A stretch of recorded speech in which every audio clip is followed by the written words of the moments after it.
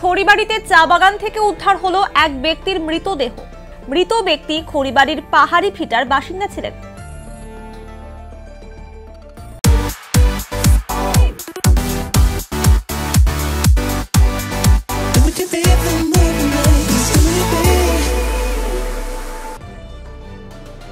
খড়িবাড়ির বনবাসী কল্যাণ আশ্রমের পাশে এক বেসরকারি চা বাগান থেকে মৃতদেহ উদ্ধার হয়।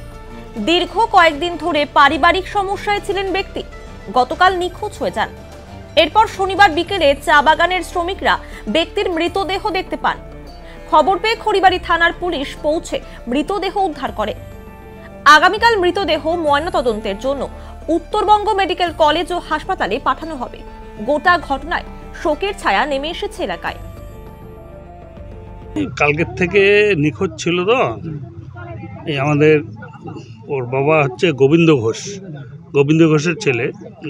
কালকে রাত্রেবেলা অনেক খোঁজাখুঁজি করেছে, খোঁজাখুঁজি করার পরে না পায়ে আজকে সকালবেলা যখন এই আমাদের দিলীপবাবুর যে চা বাগান আছে এই চা বাগানের লেবারগুলো কাজ করতে আসছে, তো কাজ করতে এসে ওরা দেখেছে যে একটা ডেড বডি একটা লোক পড়ে আছে। তারপরে ওরাই খবর দিয়েছে, ওরা খবর দিয়েছে। তারপর কিছুক্ষণ পরে আমাকে ফোন করলো আমাদের এক্স পুলিশ অফিসার ললিত রায়। বললো যে গণেশদা এরকম একটা পড়ে আছে পিন্টু ঘোষের, ছেলেটার নাম হলো পিন্টু ঘোষ।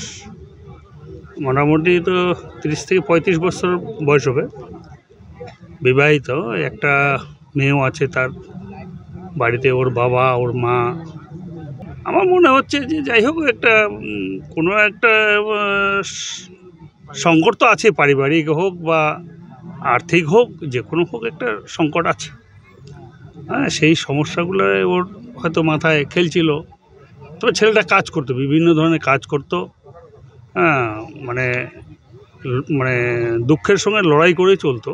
আমরা দেখেছি, এটাই আমরা দেখতে পেলাম তো এই ঘণ্টাখানেক।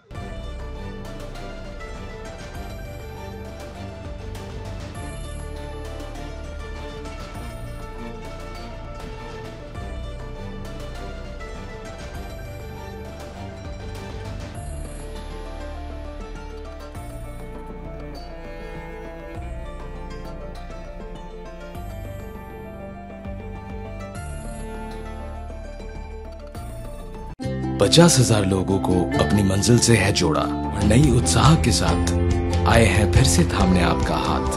श्री शांति होंडा।